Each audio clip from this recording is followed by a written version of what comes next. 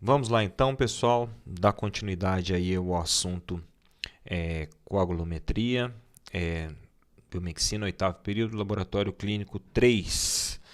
Então nós estamos falando nesse módulo sobre os testes de coagulação e as patologias relacionadas à coagulação.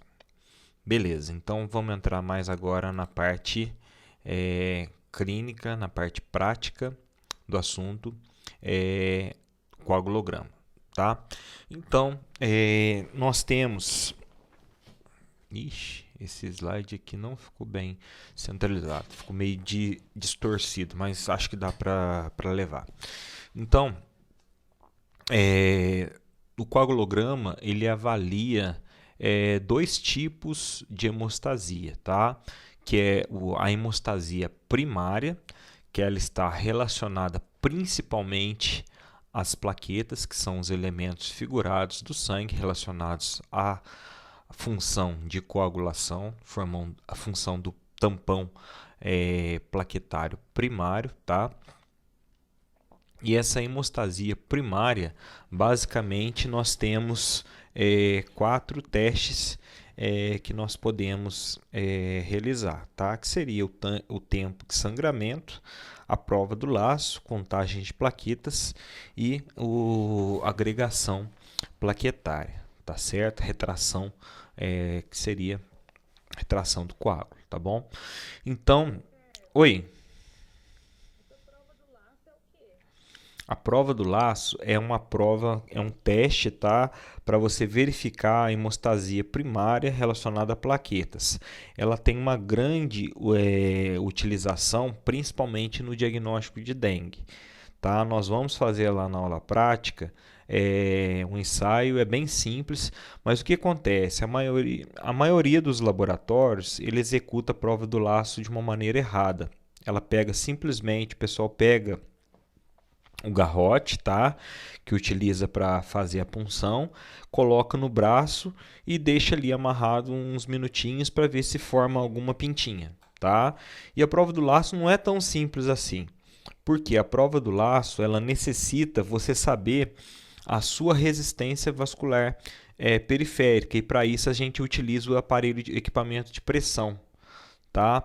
Nós temos que ter em mãos o esfigmomanômetro, aferir a pressão da pessoa, tá? Porque através da pressão da pessoa a gente vai saber qual que seria a resistência adequada que teria que colocar ali no braço dela para formar as pintinhas, tá bom? E tudo isso eu vou falar como se faz na aula prática. Então, basicamente é isso. Você afere a pressão da pessoa, aí a partir desse momento você descobre qual que seria a pressão adequada para colocar no braço da pessoa, tá?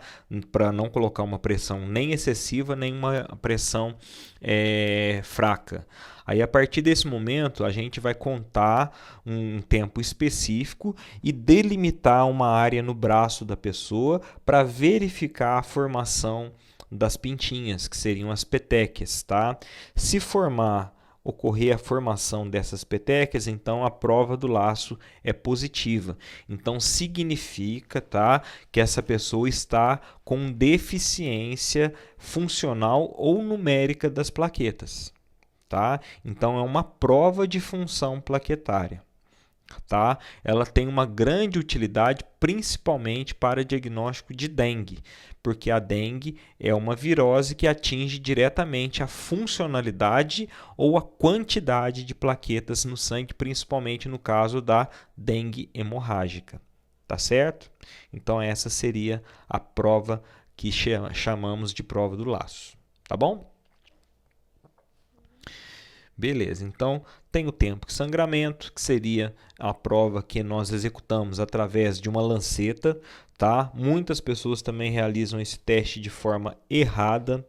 Por quê? Porque eles fazem o tempo de sangramento no local aonde foi retirado a agulha após a punção. E ali é um vaso de calibre grande, então você tem uma pressão sanguínea ali um pouco maior. E o certo para fazer o tempo de sangramento é realizar esse tempo de sangramento em uma circulação capilar, tá? Aonde que nós temos circulação capilar? Na ponta do dedo, na pontinha da orelha. Então, são esses locais que nós devemos fazer o tempo de sangramento, que seria aquele piquezinho através de uma lanceta, e a partir deste momento que você faz o piquezinho, a gente começa a cronometrar por quanto tempo aquela gotinha de sangue fica se formando ali até ela parar de se formar. Tá? Numa pessoa que tem atividade plaquetária normal, este tempo pode variar de 1 a 3 minutos. Tá? Superior a isso, aí geralmente essa pessoa pode estar apresentando algum tipo de deficiência na hemostasia primária. Tá? Então a contagem de plaquetas é aquela contagem que a gente realiza na câmara de Neubauer, tá?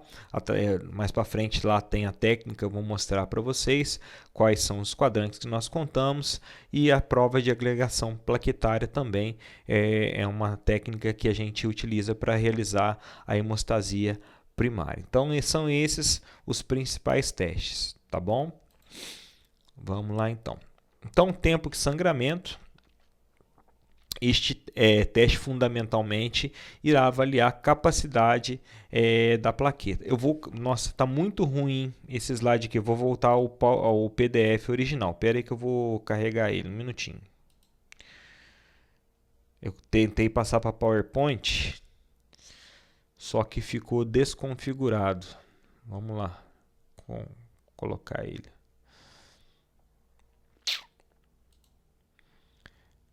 Deixa eu procurar o arquivo.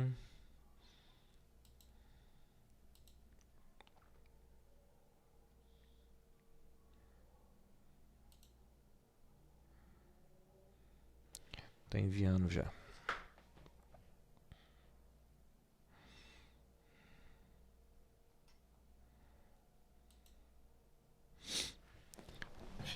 Agora sim está configurado certinho. Então, voltando aqui para o tempo de sangramento, este teste fundamentalmente irá avaliar a capacidade da plaqueta em realizar o tamponamento, tá? Em realizar o seu tampão plaquetário, que seria aquela funcionalidade primária da plaqueta circulante, tá? Finalidade do teste é avaliar a resposta plaquetária a lesões teciduais ou defeitos congênitos. Então, aquilo que eu falei para vocês lá no comecinho, nosso organismo, por diversas vezes ao dia, ocorre pequenas lesões microvasculares, tá? Essas lesões são espontâneas através de contrações, de espasmos musculares, espasmos de musculatura lisa intestinal, tá? Espirro, ou então traumáticas, se você escova o dente, né? Se você coça a pele. Então essas microlesões diariamente são reparadas principalmente pela atividade plaquetária. E a partir do momento que você começa a deixar marcas, né, nesses locais onde possivelmente ocorre, você verifica que as fezes podem estar um pouco escuras, isso aí é um indício de sangramento intestinal. Tudo isso a gente já tem que levantar uma possibilidade de alguma deficiência de coagulação. Tá? E a plaqueta é um dos fatores, é a parte da hemostasia primária que nós investigamos. Tá bom? Então aí está o tempo de sangramento, e ele basicamente esse teste da lanceta que nós fazemos em circulação capilar, tá? Então, por exemplo, se eu colocar uma questãozinha lá na prova, aí eu coloco lá o teste de sangramento, o tempo de sangramento, ele pode ser realizado após retirada da agulha do vaso sanguíneo recém-impulsionado. Verdadeiro ou falso?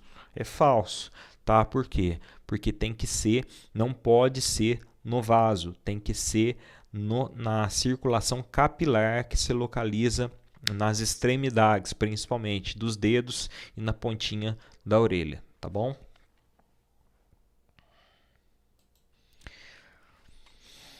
Aqui nós temos o método teste sangria, método de Duke, metodologia, que é utilizar a lanceta descartável, realizar uma pequena lesão no lóbulo da orelha ou no dedo.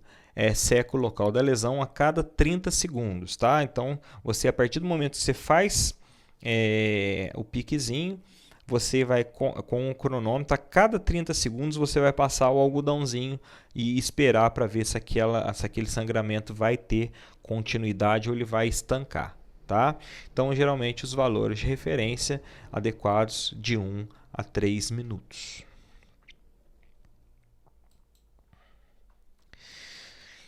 Então, a parte ali melhor para fazer. Na orelha, eu acho que é um pouquinho mais desconfortável, que a orelha depois fica latejando, fica vermelha, né?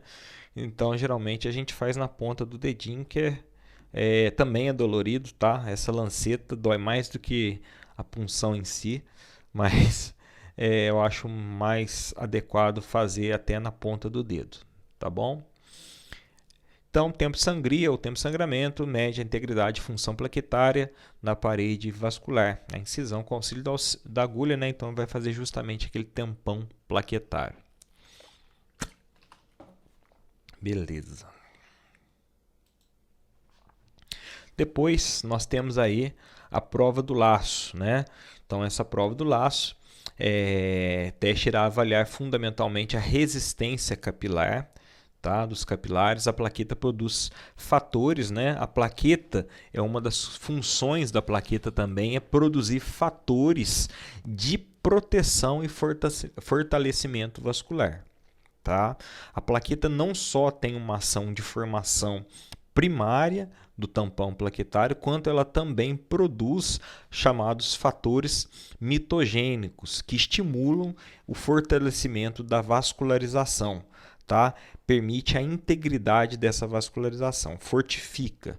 Então, quando a pessoa tem alguma doença com diminuição do número de plaquetas, essa pessoa também fica com fragilidade vascular devido à diminuição desses fatores mitogênicos, tá? Então, como eu falei para vocês, a prova do laço, a gente tem que fazer uma marcação ali no braço, tá? De 2,5 por 2,5 centímetros, e submeter o braço a um garroteamento durante 5 minutos, tá? Só que esse garroteamento não é um garroteamento simples. Nós temos que fazer a ferição da pressão, tá, da pessoa. A partir do momento que a gente faz a ferição da pessoa, nós fazemos uma correção, né, através do esfigmomanômetro, para que essa pressão possa ser adequada para não exercer uma estase excessiva, nem uma estase deficiente, tá?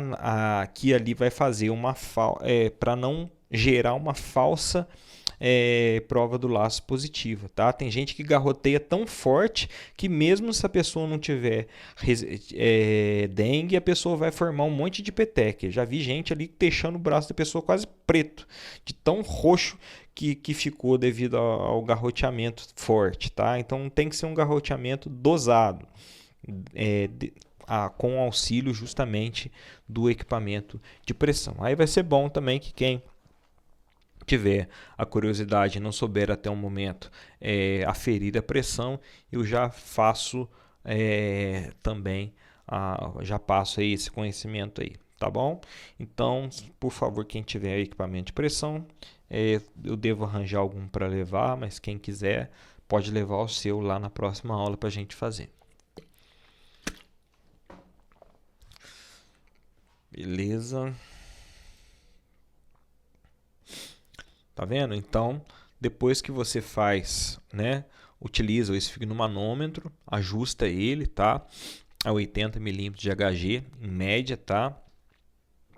Após 5 minutos, observar a formação dessas pequenas manchas, tá? Então, o valor de referência, se você achar 4 pintinhas, menos de 4 pintinhas, é considerado uma prova do laço negativa. Se você achar mais do que 4 petecas, então você tem uma resistência vascular periférica prejudicada, possivelmente pelo fato dessas plaquetas estarem quantitativamente menores, ou essas plaquetas estarem funcionalmente debilitadas devido a uma enfermidade. No caso mais comum aí seria diagnóstico de dengue, tá?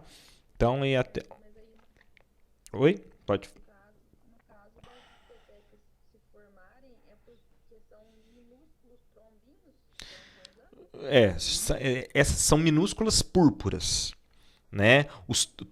Minúsculas púrpuras. O trombo é quando a plaqueta aglutina, tá? A, pur, Púrpura. a púrpura é quando o vaso arrebenta. Tá. Entendeu? Essa que é a diferença. Isso, justamente. O vasinho ele extravasa sangue, ele tem uma fragilidade vascular. Então, se você pressiona ele, ele não vai conseguir segurar o sangue dentro, ele vai estourar, tá? Só que é uma microvascularização, tá? A gente pensa em vaso, muitas vezes a gente pensa naquelas veias grandes, né, que aparecem no braço, mas a maioria a grande, a quase que a maioria da nossa vascularização é microvascularização, tá? Para chegar em cada célula do nosso corpo, a gente tem que ter microvasos para que o sangue possa se difundir de maneira uniforme. Então, é justamente a base desse exame, é verificar essa microvascularização, tá bom? Beleza, então. Então, o principal é diagnóstico de dengue, hein? Não esqueça esse teste aí, é o principal. Aqui, com relação à coagulação primária também, nós temos aí a contagem global de plaquetas, né? A contagem global de plaquetas nós podemos fazer por vários métodos, e o método mais comum aí, através da câmara de Neubauer, né? Onde nós realizamos a avaliação através de uma diluição do sangue com um líquido específico que vai causar a lise das hemácias, favorecendo a contagem isolada dessas plaquetas, tá bom? Então, o cálculo é feito através da contagem dos quadrantes, tá? Nos campos que a gente utiliza para contar as hemácias, tá? A gente utiliza os mesmos quadrantes na câmara de Neubauer, e aqui o somatório dos 5 quadrantes vezes 1000, tá? Então o valor de referência passa a ser de 150 a 300 mil plaquetas. Acho que isso aí vocês já devem ter feito essa contagem aí nas aulas práticas.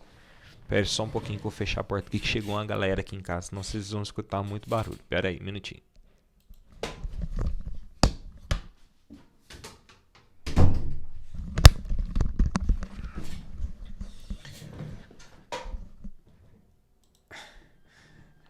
Beleza, porta fechada, estúdio isolado, podemos dar continuidade aqui.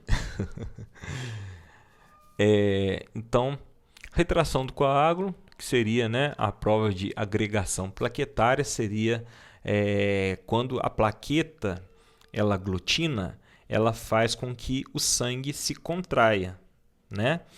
Então, é isso que ocorre com o coágulo. Você pode ver quando você tem quando você deixa, por exemplo, sofreu um corte, aí você deixa o sangue ali na pia.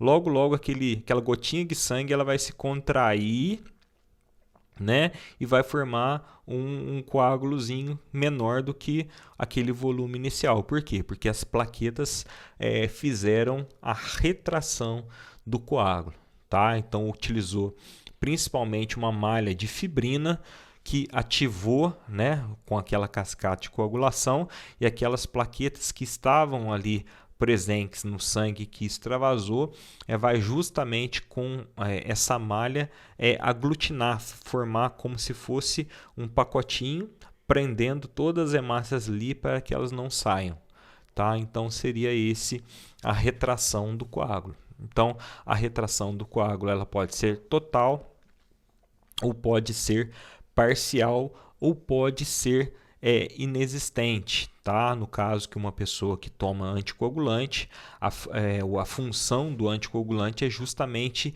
impedir a aglutinação dessas plaquetas, tá? E o que acontece? Tem pessoas que têm uma facilidade muito grande de auto-aglutinar as plaquetas, e geralmente são essas pessoas que desenvolvem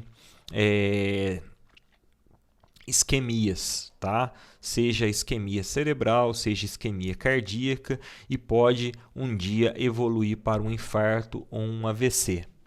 Então, justamente essas plaquetas, essas pessoas que têm essa facilidade de aglutinação plaquetária, elas têm que tomar um medicamento para que evite a aglutinação plaquetária, que no caso seria o ácido acetil salicílico, conhecido também como AAS, tá bom?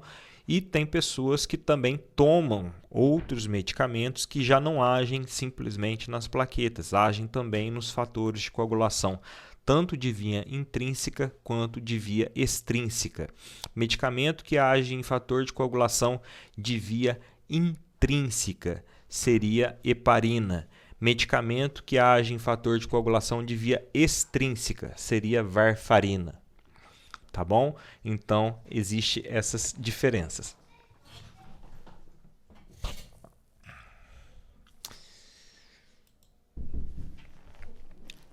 Voltando aqui dando continuidade ao coagulograma, trata-se de um método quantitativo, tá?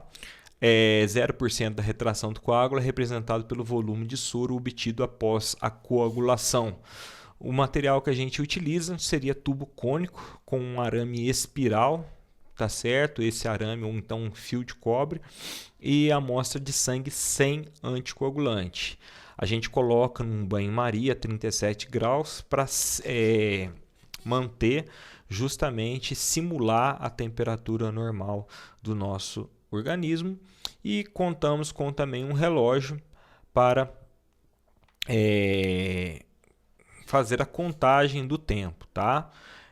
Também pode ser utilizado uma centrífuga aí para acelerar o processo. Bom, a gente nesse caso aí coletamos 5 ml de sangue sem anticoagulante, a gente transfere esse material, né, esse sangue sem anticoagulante, para um tubo cônico e anota o volume do sangue, né? Coloca o arame espiral. Após a colocação, colocar um tubo em banho-maria por 1 hora, tá? E retirar o arame do coágulo. A gente vai ver se realmente o arame vai sair do coágulo, levando o coágulo junto ou não. A gente pode centrifugar o tubo, tá? E medir a quantidade de soro que vai ficar lá e ver a porcentagem do soro formado, para a gente ter uma noção da quantidade que a plaqueta conseguiu retrair, ou seja, ela retraiu e deixou o soro sanguíneo, tá? Então a gente vai através de correlações, tá? Existem tabelas de correlações que você faz para ver se a plaqueta está com uma retração, uma atividade de retração boa ou ruim, tá? Na verdade, esse teste aí é muito pouco usado, tá? É um teste que já deixou de ser usado. Hoje a maioria do coagulograma ele é composto apenas da contagem de plaqueta, de um teste para via extrínseca, de um teste para via intrínseca e, quando muito, o TS e o TC, tá? Que é o tempo que sangria e o tempo de coagulação. Tá? Os demais testes, principalmente prova do laço, é bem específico para diagnóstico de dengue, tá? E esse teste aí quase que não se usa no momento, beleza? E agora também é um teste que, apesar de não estar aí nessa aula, é um teste que é bastante utilizado em coagulometria, principalmente com a Covid-19. Anotem aí que vocês vão escutar muito ele aí durante o processo de formação e a vida profissional de vocês, que seria o D-dímero, também conhecido como dímero D, tá? Esse D-dímero seria um teste de fibrinólise. O que seria isso? Seria a quebra dos trombos, né? O processo inverso à formação de trombos. Por quê? Porque o organismo, quando ele forma o trombo, ele também produz substâncias que fazem para reverter esse trombo antes que esse trombo venha causar um entupimento vascular, vamos dizer assim, tá? E justamente o dedímero, que é um marcador dessa chamada fibrinólise, tá? Que seria a reversão do coágulo. Então, quanto mais fibrinólise você tem, quer dizer que mais coágulo você produziu.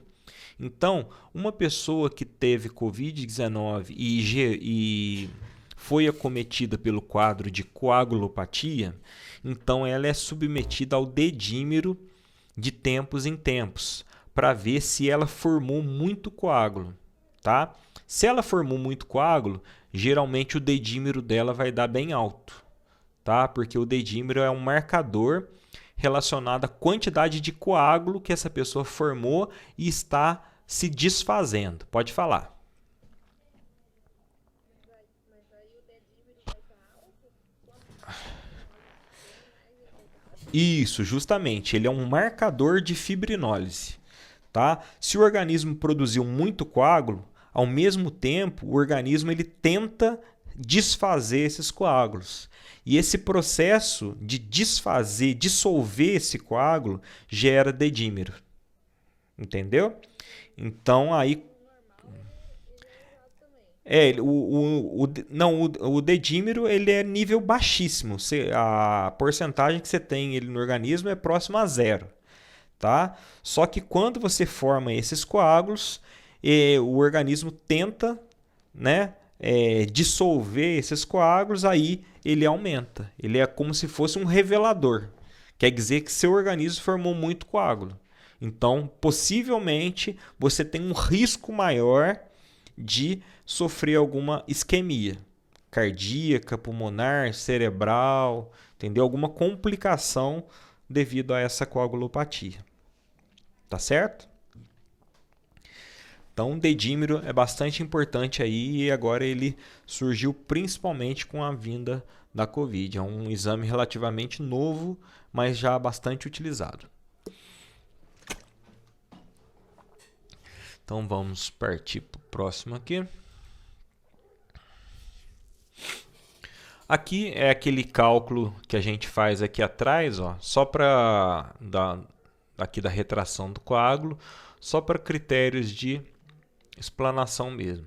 Então, se o volume de sangue coletado no tubo cônico foi de 5 ml, o volume de soro formado foi de 2,5 ml, então a gente tem uma porcentagem de 50%, tá, da retração do coágulo. Aí vai ter uma tabela lá que eu também não sei de cor, porque isso aqui é muito pouco usado, que fala qual que é a porcentagem adequada para retração do coágulo. Isso aqui, na verdade, eu falo para vocês que a gente não utiliza na prática, tá bom?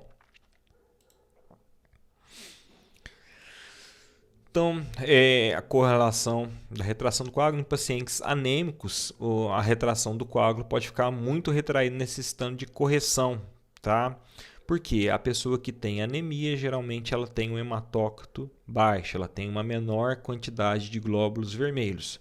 Logo, se ela tem uma quantidade menor de glóbulos vermelhos, vai dar uma falsa impressão que o coágulo retraiu muito, mas na verdade não é o coágulo que retraiu muito, é ela que tem pouca célula vermelha. Então a quantidade de soro formado vai ser maior do que o normal, dando a falsa impressão de uma retração do coágulo forte. Tá bom? Então isso aqui seria uma correção dessa retração, dessa medida de retração de coágulo. Para avaliação do coagulograma, existe testes voltados à hemostasia secundária também. Essa aqui que já seriam os testes relacionados aos fatores de coagulação. O que são os fatores de coagulação? São basicamente aqueles 13 fatores que eu falei lá para vocês na primeira parte da aula, tá? Que a maioria deles é produzido no fígado e adquirido através de alimentação, tá? Ele é sintetizado a partir da alimentação e muitas vezes também produzido pelo fígado, tá? Então nós temos testes que avaliam a função intrínseca, né, que seria a coagulação relacionada à ao sangue, e depois os fatores relacionados à via extrínseca, que são a coagulação relacionada ao tecido, né? Então, intrínseca contato e a extrínseca tecido. Bom, aí na hemostasia secundária nós temos os principais testes, que são o tempo de protrombina, conhecido também como TAP, tá? Todo mundo já que trabalha no laboratório, que já teve algum contato com o laboratório, vai conhecer como essa sigla. Tempo de atividade de protrombina, ou seja, TAP, tá? Quiserem anotar aí, tempo de atividade de protrombina, tá? E também esse aí é um teste, tá? Vamos lá, vamos um por um. Tempo de atividade de protrombina, ele avalia os fatores de coagulação de via extrínseca. Anotem aí, isso é bastante importante, tá? O TAP, que é o teste de RNI, tá? Eu já vou explicar isso aí. Só vamos anotar primeiro aqui, ó. O tempo de atividade de protrombina, ele avalia fatores de coagulação de via extrínseca, tá? Os fatores de coagulação de via extrínseca, eles estão relacionados também com a deficiência de vitamina K, tá? Então, quando você tem uma deficiência de TAP, qual que é a primeira medicação que o médico faz? Vitamina K, tá? Porque na maioria das vezes a vitamina K está deficiente, tá? Se não for uma deficiência em algum fator específico, tá? Qual que é um medicamento que interfere diretamente no TAP? Medicamentos derivados da varfarina. Então anote tudo isso aí que eu falei para vocês. O TAP é uma prova de hemostasia secundária que avalia fatores de coagulação de via extrínseca, tá? Ela está relacionada à deficiência de vitamina K, que é uma das patologias que pode estar relacionada, tá? E o medicamento, a família de medicamentos que interfere diretamente nestes fatores de coagulação de via extrínseca são derivados da varfarina. Tá bom? Vou até escrever aqui, ó. Medicamentos derivados da varfarina. Certo? Já o tempo de tromboplastina parcial ativada, ele é um teste de hemostasia secundária que está relacionado a fatores de via intrínseca, tá? Esses fatores de via intrínseca, a maioria deles estão relacionados a patologias hereditárias, como hemofilia, doença de von Willebrand, tá certo? E um dos medicamentos que tem uma ação direta nesses fatores de via intrínseca é a heparina. Beleza? Então, isso é muito importante. Vamos lá. O tempo de tromboplastina parcial ativada é um exame que serve para mensurar, tá, uma hemostasia secundária, tá, os fatores da via intrínseca da hemostasia secundária. Beleza? Sendo que esses fatores geralmente estão alterados em doenças hematológicas hereditárias, tá? Em coagulopatias hereditárias, como hemofilia, tá? E doença de von Willebrand. E um medicamento que tem atuação diretamente nessa via intrínseca, que é relacionado ao TTPA, é a heparina. Interfere no exame, heparina. Heparina, justamente. A heparina é um medicamento que vai alterar o TTPA. é um anticoagulante, tá bom? Agora deixa eu responder a pergunta da Larissa ali. Por que algumas pessoas chamam de RNI? Porque o RNI é uma medida internacional, tá? Baseado no TAP para você ter um controle da atividade. O tempo de protrombina ele vai te dar uma atividade em porcentagens, tá? Enquanto o RNI é um fator, tá? Ele é uma constante que ele vai te dar um range de atividade de, por exemplo, medicamento, de eficácia de coagulação de um medicamento. Então, às vezes a atividade, a porcentagem fica meio vago para você fazer uma dosagem de medicamento. Então, eles pegaram essa unidade internacional, criaram valores mais simplificados. Então, de 1 a 2, o RNI é uma unidade normal, tá? Para quem toma anticoagulante, essa pessoa tem que ter uma atividade entre 2 e 4, tá? Vai ter que ter um RNI entre 2 e 4. Vocês vão ter uma tabela, eu vou tentar mostrar para vocês uma tabela na aula prática lá, como vocês calculam o RNI a partir do TAP. O RNI é uma unidade internacional que ela é calculada a partir da porcentagem do TAP, utilizando ali os dados que você tem na bula do kit. Tá? Eu vou mostrar isso para vocês na aula prática, como que realiza este cálculo. Tá? Então você tem que pegar lá um dado que tem na bula, que é o EASY.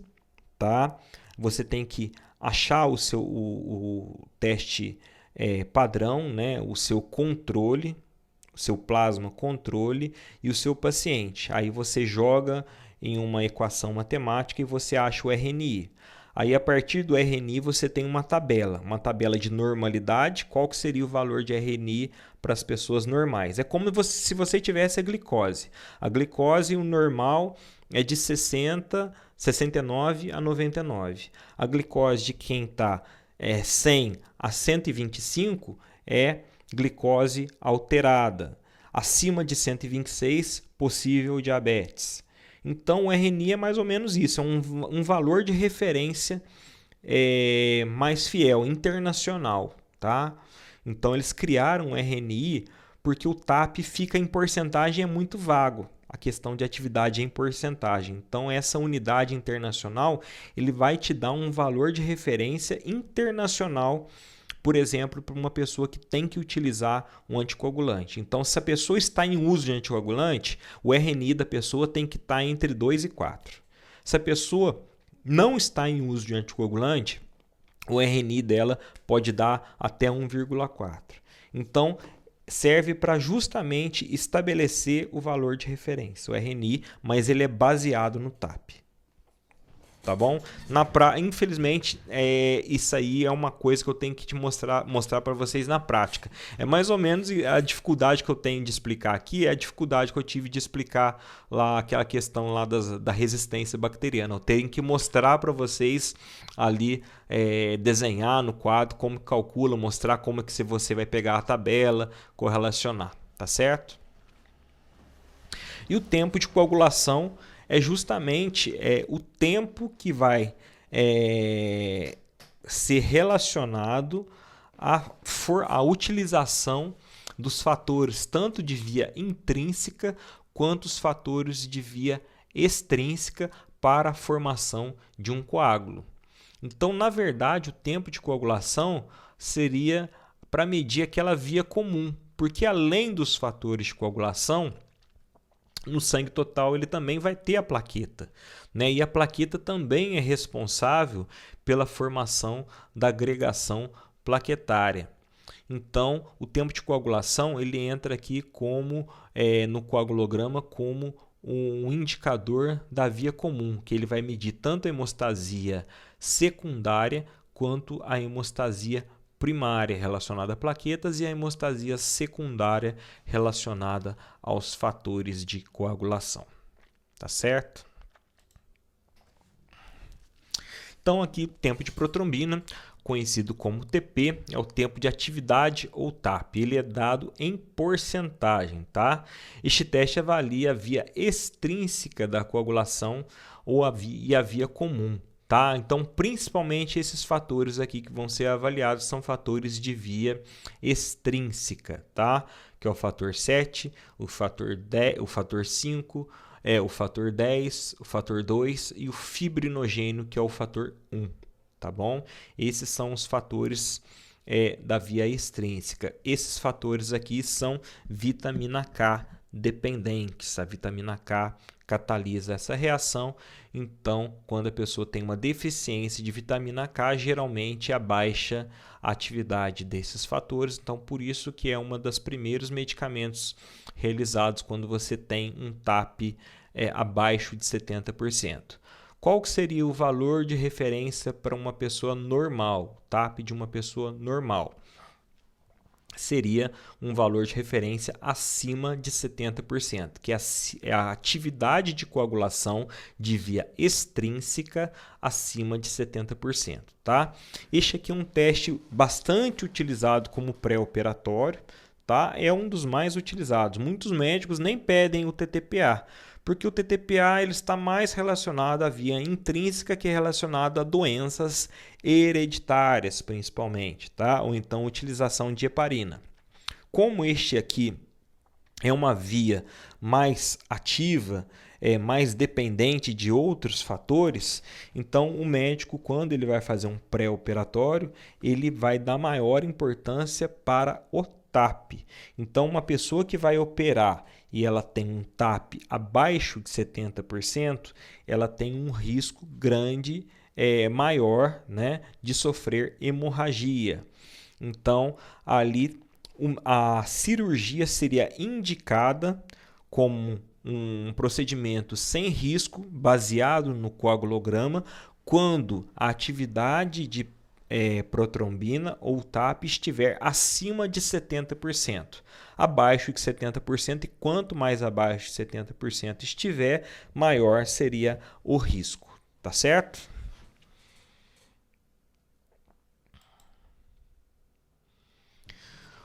Bom, o TP, né, ou TAP, ele é conhecido também como TP, tempo de protrombina, ele apresenta-se aumentado, tá? O que é um TAP aumentado? TAP aumentado quer dizer que ele demora mais para gerar o coágulo. Se ele é aumentado, quer dizer que demora mais segundos para se revelar. E existe uma inversão aqui que a gente realmente vai ter que ver na prática lá. Quanto maior o tempo, menor é a porcentagem de coagulação. Quer dizer, quanto mais tempo o sangue demora para coagular no TAP, no teste TAP, menor vai ser a atividade. Demora mais para coagular, ou seja, tem uma menor atividade de coagulação. Então, aquela porcentagem vai ser menor. Tá certo? Então, por isso que a gente fala, o TAP, isso aí é pegadinha de prova, hein? O TAP aumentado, ele tem uma menor atividade de coagulação. É inverso, tá? O TAP diminuído, ele tem uma maior atividade de coagulação, tá? Lembra o TAP de tempo. O tempo de protrombina aumentado, ou seja, o tempo que eu cronometro, que eu mensuro, quando ele está alto, quer dizer que a pessoa tem baixa atividade. Quando o tempo é rápido, o cronômetro ele vem rápido, quer dizer que a pessoa tem uma alta atividade. Tá bom? Então, é a determinação do tempo de coagulação de um plasma citratado, né? Isso aí é bastante importante também. O tipo de anticoagulante que nós utilizamos, que é o plasma citratado, que é um tipo de anticoagulante que tem uma menor interferência com os fatores de coagulação. Eles não inibem a atividade dos fatores de coagulação que a gente vai medir, ao contrário de outros fatores de coagulação, como heparina, o próprio EDTA, que a gente utiliza para hemograma. Então, por isso que a gente utiliza o plasma citratado.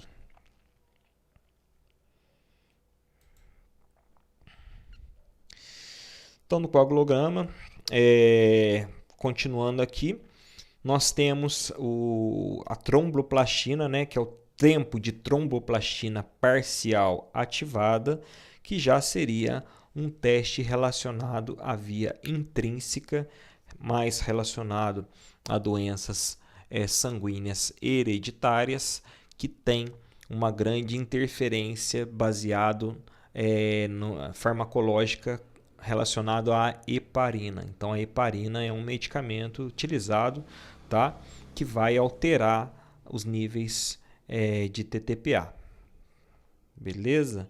E o TTPA é um pouco mais simples que o TAP, porque ele é uma técnica que você apenas mensura o tempo de formação do coágulo sem informar uma porcentagem ou uma indicador universal, como se fosse o RNI, uma unidade universal. Então, o TTPA ele é mais simples de você interpretar. Um TTPA de uma pessoa normal, ele varia entre 30 e 45 segundos, tá? É o tempo que ele demora para a formação do coágulo após a realização da técnica. Enquanto o TTPA de uma pessoa que esteja alterado, né, ele vai dar superior a 45 segundos, tá? E a gente continua a contar o tempo até no máximo 5 minutos após o início da técnica. Depois a gente considera incoagulável, tá? Então, o TTPA é mais fácil de interpretar e de ser realizado também. Este teste avalia a via intrínseca da coagulação e a via comum. Então, o TTPA vai estar relacionado, né, vai estar aumentado em pacientes com deficiência destes fatores aqui. Tá? Então, os principais fatores relacionados à hemofilia é justamente o fator 8 e o fator 10. Tá? E também a doença de von Willebrand, que tem aquela deficiência no transporte desses fatores que gera um TTPA aumentado. Mesma coisa lá, quando eu falo TTPA aumentado, é que o tempo está aumentado. Se o tempo está aumentado, quer dizer que o sangue demora mais para reagir, ou seja, ele demora mais para coagular. Então, o tempo aumentado é a mesma coisa do que atividade diminuída, tá bom? Então, tem que lembrar essa regrinha aí. Tempo aumentado, atividade diminuída. Tempo acelerado, alta atividade.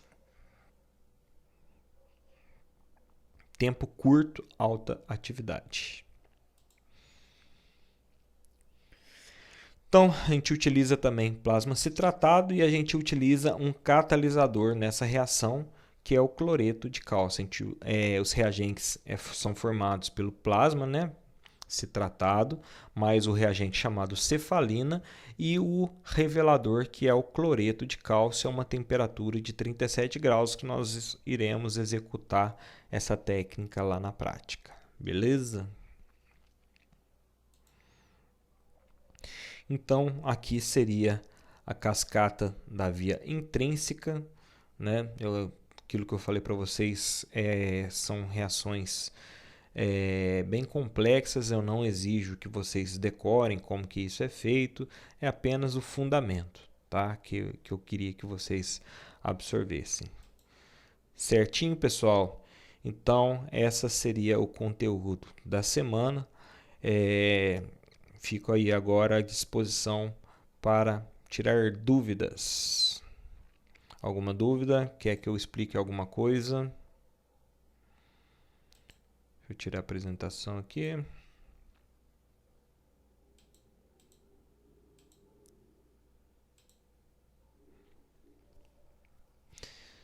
Beleza, boa noite para quem já vai. Até semana que vem. Semana que vem aula presencial na faculdade. Quem puder ir, por favor, a gente tira as dúvidas lá, executa as técnicas. Vai ser uma aula interessante, tá? Bem prática mesmo. E eu vou explicar essa questão aí, principalmente de como calcular o TAP, o RNI, tá? Como que você olha no kit, como que você executa essas técnicas, beleza? Boa noite aí a quem vai e estou à disposição aí. Ainda tem aula. Se vocês quiserem, estou à disposição aí até as 10h30, beleza?